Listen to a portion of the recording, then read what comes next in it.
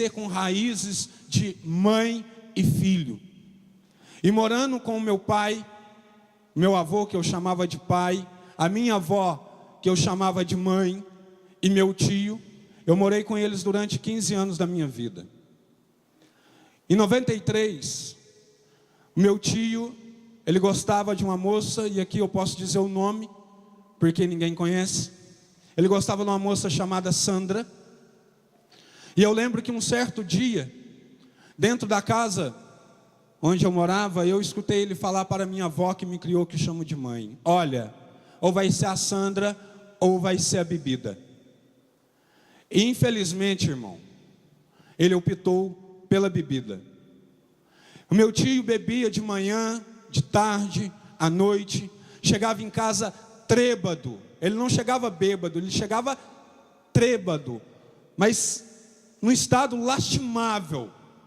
Meu tio gostava de músicas do Raul Seixas, e aqui eu quero que você entenda, isso aqui é um contexto para você em casa que vai me ouvir, é um contexto do Vitor, é um contexto histórico meu. Não estou condenando quem ouve Raul Seixas, eu estou contando um contexto meu, histórico meu, que eu vivi, a raiz, a origem minha. O meu tio gostava de música do Raul Seixas, Paulo Sérgio, e ele sempre chegava da rua, passava pelo tanque, uns tanques de cimento, creio que em algumas casas ainda existe. Ele molhava o cabelo no tanque, passava por mim, ia até o quarto, pegava o violão, tocava as músicas, depois ia dormir. Com 13 anos de idade, muito levado, eu ia até o quarto, subia nas costas dele e ficava puxando o cabelo dele. Coisa de criança, levadeza de criança. Mas meu tio sempre acordava. Em um determinado dia, minha mãe, que está aqui, minha mãe biológica, estava em casa, e eu a chamo de mamãe. Eu chamei o meu tio e nada dele acordar. E eu falei: mamãe, vem cá. Meu tio chamava Vicente Camilo da Silva, e nós chamávamos ele de Timila. Mamãe, vem cá, porque o Timila não quer acordar. E quando a minha mãe entrou no quarto, que ela virou ele, ela já começou a gritar por socorro. Meu tio tinha entrado em coma devido ao excesso de álcool que ele tinha consumido naquele dia. Foi internado na Santa Casa de Lavras, passou uma semana e ele faleceu. No dia do velório, via-se marca de corda no pulso dele e no pescoço, porque ele teve abstinência do álcool no hospital, e como ele não podia beber, ele ficou agressivo e eles tiveram que amarrar ele. Com 13 anos de idade, eu perco meu tio que eu muito amava. Eu pergunto você que está aqui agora, você tem o seu tio ainda? Tem?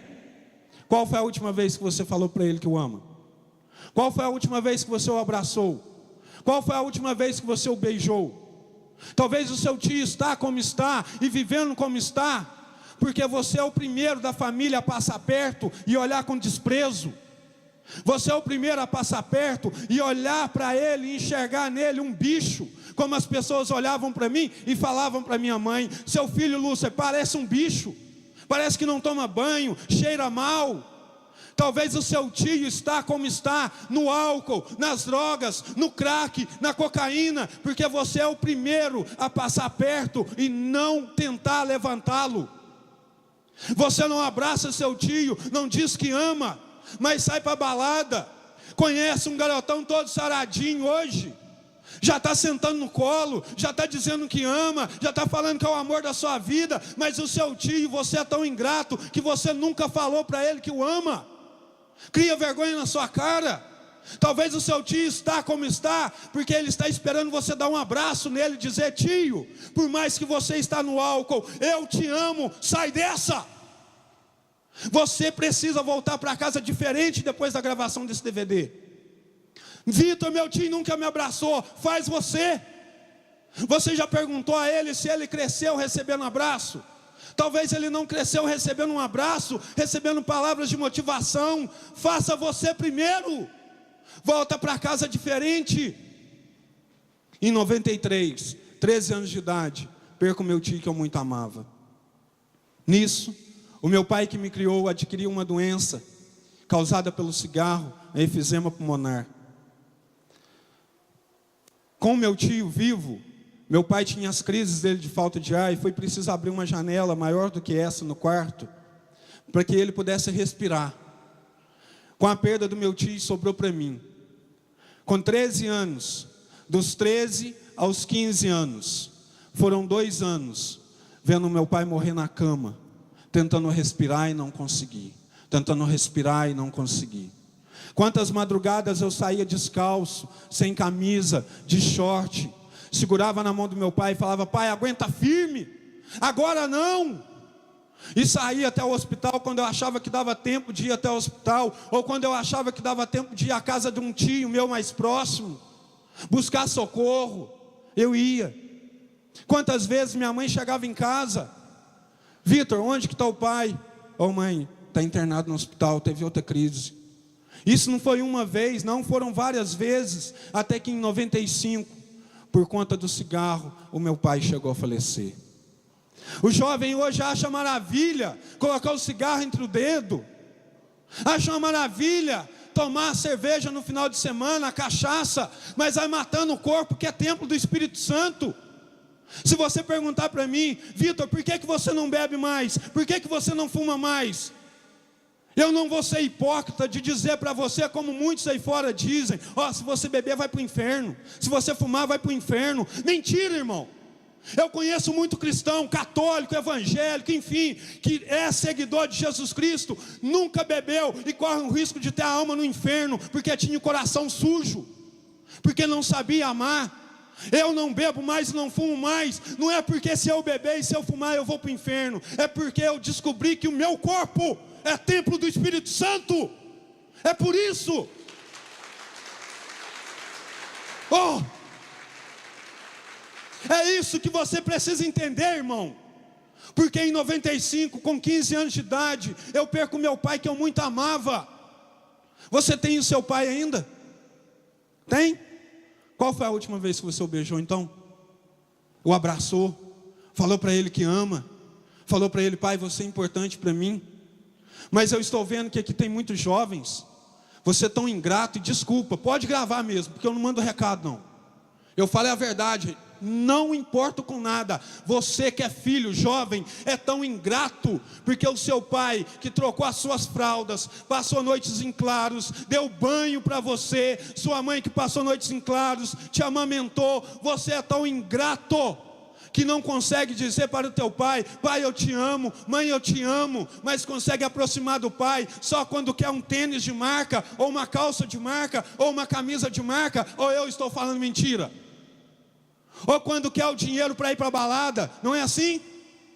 O pai rala, rala, rala, a mãe rala igual um condenado para manter a tua escola, para manter a tua alimentação, para manter a tua roupa, mas você é tão ingrato que nunca falou para ele: pai, eu te amo, mãe, eu te amo, mas conhece o bonitinho na balada e já está dizendo o quê? Que eu te amo. Ele trocou suas fraldas? Ele te deu remédio quando você estava doente? Ele cuidou de você quando você estava enfermo? Mas como que você consegue ter tanto afeto assim, próximo de uma pessoa que você conheceu hoje, começa a dizer que ama, e seu pai e sua mãe que encarou toda a realidade da gestação, sua mãe que correu risco com o seu parto, até hoje, você nunca disse para ela: mãe, eu te amo, pai, eu te amo. Volta para casa diferente na gravação desse DVD, volta e diz para o teu pai. E se você não tem teu pai ainda, com certeza você tem alguém que cuida de você. Você tem um avô, uma avó, um tio, alguém que zela por você. Volta para casa, volta disposto a dizer: pai, vem cá. Aposto que ele vai falar assim: vem pedir dinheiro. Ou então ele vai falar assim: qual que é o tênis que você quer de novo? Porque ele está tão acostumado a você aproximar dele só com interesse, que a hora que você decidir aproximar dele com a realidade de dizer para ele que você o ama, ele vai assustar. Então quando você chegar em casa, diga: pai, vem cá, eu preciso te dizer uma coisa, eu te amo, o Senhor é importante para mim. Aprenda isso.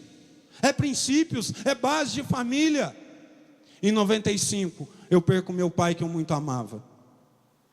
Faltando um dia para inteirar 3 meses que eu perdi o meu pai, eu perco a minha mãe que me criou. Minha mãe pesava 120 quilos. Para os dias de hoje é considerado o quê? Obesidade, correto? Minha mãe teve um infarto fulminante, onde o coração dela partiu no meio, saiu sangue pelo ouvido, pela boca, pelo nariz, não deu tempo nem de socorrê-la. Eu perco meu tio, passa 2 anos, eu perco meu pai, passa 3 meses, eu perco a minha mãe, e antes de perder a minha mãe que me criou, eu buscava ir aos finais de semana ao encontro da minha mãe biológica que está aqui, buscava passar os finais de semana com ela. Para quê? Para buscar ter uma proximidade, porque nós não fomos criados juntos. Mas quando chegou o ponto de falecer a minha avó que me criou, que chamo de mãe, quando eu fui morar com a minha mãe biológica, meus tios, meus amigos, ninguém falou para mim assim: olha, Vitor, tua vida vai mudar, você vai morar com seu padrasto agora, mais 3 irmãos, ó, sua vida vai ser diferente. Nada. Lembro que certa vez, deitado no colo do meu avô, eu falei: pai, aquele cabelo branco, quando o Senhor morrer, o que vai acontecer comigo? E aquilo soou um silêncio naquele quarto que hoje eu entendo. Meu pai não falou assim: olha, Vitor, a minha filha Lúcia, que é a sua mãe, vai te acolher bem, tá? Mas também ele não falou assim: olha, Vitor, sua mãe, ela não te criou, corre um risco ela não te acolher da forma que você queira. Nada, soou aquele silêncio no quarto, e hoje eu entendo esse silêncio. Por quê? Quando eu fui morar com ela, a minha mãe não me acolheu com um abraço. Eu queria um abraço e não aconteceu. Simplesmente entrei na casa e a minha mãe falou assim: olha, Vitor, o seu quarto é esse aqui, pode colocar a sua roupa nesse guarda-roupa. Hoje eu entendo todo o contexto, o porquê que a minha mãe não me acolheu da forma que eu esperava. Por quê? Antes eu perdi o meu tio, entendam bem, o meu avô que me criou, que no caso eu chamo de pai, a minha avó que me criou, que eu chamo de mãe. No meu caso era difícil porque eu perdi o meu tio, o meu avô e a minha avó. Mas para minha mãe era mais difícil, porque se tratava de ser o irmão dela, o pai dela e a mãe dela. Então, hoje eu consigo entender todo o contexto, que a minha mãe não tinha estrutura para me acolher da forma que eu queria. Nisso, eu fiquei uma pessoa muito revoltada, um jovem muito revoltado. E aí você vai entender agora o contexto disso aqui. Eu saía de casa para o colégio, do colégio para casa. E quando faleceu as pessoas que eu mais amava, algumas pessoas falaram assim: Vitor, Nossa Senhora vai cuidar de você. Eu falei: olha, eu não acredito em Nossa Senhora. Deixa essa mulher para lá, porque para mim ela não tem importância nenhuma. As pessoas falavam assim: Vitor, mas Jesus vai cuidar de você, vai cuidar da sua história. E eu falei: olha, Jesus deu certo para os outros, para mim não deu. Se Deus existe, cadê o meu tio? Se Deus existe, cadê o meu pai? Se Deus existe, cadê a minha mãe? Comecei a questionar isso. Nisto, eu tinha amizade com o filho do Toninho, ao qual está aqui, chama Helder. E eu lembro que na época o Toninho usou da autoridade de pai. Olha, Vitor, se você quiser ter amizade com meu filho, você vai ter que ir para a igreja, porque a minha filha e o meu filho vai para a missa todos os domingos. E eu falei para o Toninho: quem sabe um dia, Toninho, porque eu não acredito em Deus. E fiquei saindo de casa para o colégio, do colégio para casa, muito revoltado, até que algumas pessoas um dia que diziam ser meus amigos: você tem amigo? Tem? Cuidado, hein? Cuidado. Aqui você vai entender por quê. Falaram assim: Vitor, vamos sair de casa, seu pai já morreu, a sua mãe já morreu, vamos viver a vida. E eu falei: ainda não. E foi passando o tempo, até que um dia eu falei assim: vou sair hoje. E veio o convite: Vitor, vamos sair. E decidi sair de casa naquela noite. E naquela primeira noite, eu não tive contato com álcool primeiramente. Eu tive contato com cigarro. Depois, logo em seguida, eu passei para a bebida. Depois, cola de sapateiro, éter ou thinner, maconha, cocaína, chá de cogumelo. Eu tinha 15 anos de idade, e numa mesma noite, eu tinha que beber, fumar, cheirar e prostituir. Vivi uma vida de perdição mesmo no pecado. Hoje luto, hoje eu vivo o PHN a cada dia. Mas saía todo final de semana e sempre tinha que ter relação com uma aqui, terminava, encontrava com outra na esquina, tinha relação de novo. Quantas noites eu tinha que induzir outras mulheres a usar droga comigo e depois, logo, na consequência de usar a droga, se prostituir. Adquiri na minha sexualidade um vício tremendo da masturbação, onde me masturbava de manhã, de tarde à noite. Era um vício tremendo porque era um refúgio, além das drogas, era um refúgio em que eu buscava com a minha sexualidade. Na escola, um jovem muito revoltado, brigão. Na escola, um certo dia, a professora me tomou